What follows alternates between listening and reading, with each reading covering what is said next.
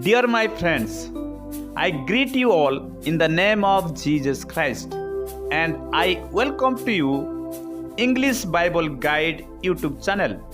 Today we are going to learn how to understand our Bible. Know your Bible. Bible has two main parts, Old Testament and New Testament.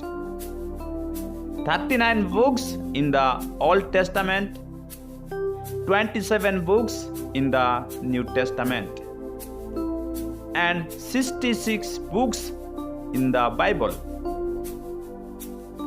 929 chapters in the Old Testament and 260 chapters in the New Testament. 1189 chapters in the Bible. 23,214 verses in the Old Testament and 7,959 verses in the New Testament. 31,173 verses in the Bible. Bible was written three languages: Hebrew, Aramaic, and Greek. Bible was written by 40 writers in about 60 years. Dear my friends, know your Bible. Dear my friends, understand the Bible. Dear my friends, study the Bible.